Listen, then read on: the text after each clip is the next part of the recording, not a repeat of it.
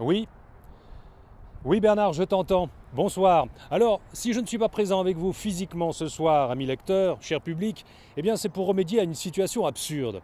En effet, si la réputation des livreurs n'est plus à faire en France, ni même en Europe d'ailleurs, eh bien il n'en va pas du tout de même ici, au Texas, où elle est quasi nulle. J'ai pu m'en rendre compte en interrogeant de nombreux milliardaires, quelques commerçants locaux ainsi que quelques stripteaseuses qui ne comprenaient pas le mot livreur, j'ai dû répéter plusieurs fois. Alors, il fallait que ça cesse, j'ai donc décidé d'enfourcher mon cheval et de me rendre à Dallas au Texas afin d'y traiter en direct de notre thème du jour.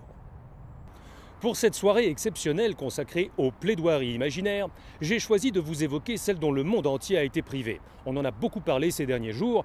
Il y a tout juste 50 ans, ici même à Dallas, le président John Kennedy trouvait la mort dans des circonstances qui n'ont jamais été éclaircies. Et pour cause, malgré le nombre de spectateurs présents ce jour-là, malgré le nombre de films et de photos prises, personne n'a vu littéralement de ses yeux Lee Harvey Oswald, le principal suspect, tirer sur qui que ce soit. Alors même si toutes les apparences étaient contre lui, eh bien, il aurait dû, et ça n'importe quel avocat vous le dira, bénéficier de la présomption d'innocence, au même titre que tout accusé n'ayant pas eu droit à un procès. Retournons donc dans le passé. Après tout, qu'est-ce qui nous empêche d'imaginer ce qu'aurait plaidé un avocat de l'époque si le procès avait eu lieu?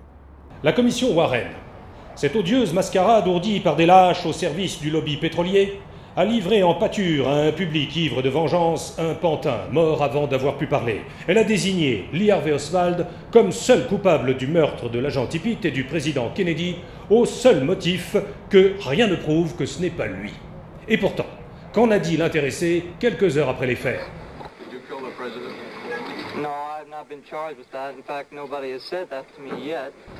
La réponse est claire.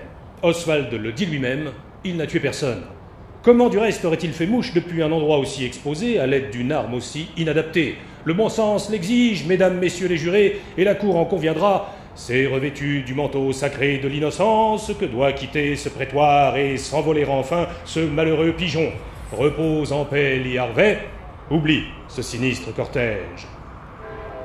On sent toute l'emphase d'une époque, quand même.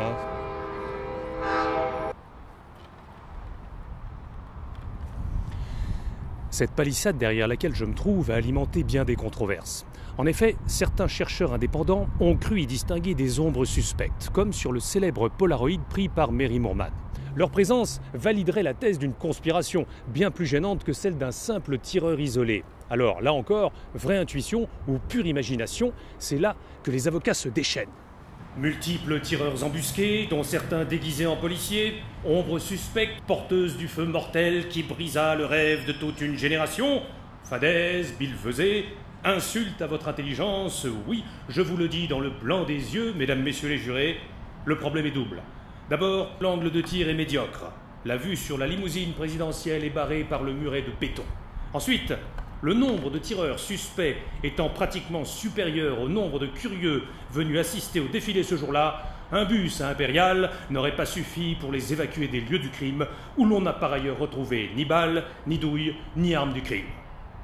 Fort de cette accablante certitude, je vous demande donc en votre âme et conscience de prononcer la relaxe des malheureux tireurs d'élite injustement accusés par les partisans de la théorie du complot. Le jury me fera grâce de tous les citer et d'opposer enfin à la piste cubaine et autres balles magiques la piste mexicaine dite du haricot magique et d'admettre l'hypothèse de l'attentat culinaire. Car seul un chili con carne trop épicé à la mode texane, servi par une main malveillante et lourde, est à même de provoquer de pareils dégâts. On le voit sur ces images. Pourquoi le président porte-t-il les mains à sa gorge, sinon pour favoriser un renvoi étranglé, une régurgitation salvatrice qui ne vient pas? Pourquoi se penche-t-il de côté, sinon pour tenter de trouver une porte de sortie alternative? Mais la pression est trop forte, le président n'est pas coutumier de la cuisine locale, et c'est en vain que son épouse cherchera le nécessaire dans le coffre de la limousine. Le mal est fait.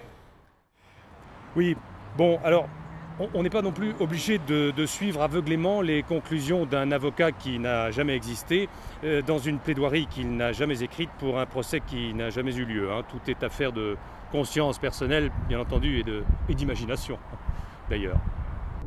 Je vous ai lu quelques extraits imaginaires, bien sûr, de plaidoiries texanes que vous ne trouverez nulle part ailleurs qu'aux États-Unis, où les livreurs, en passant, viennent de donner leur première lecture sous vos applaudissements.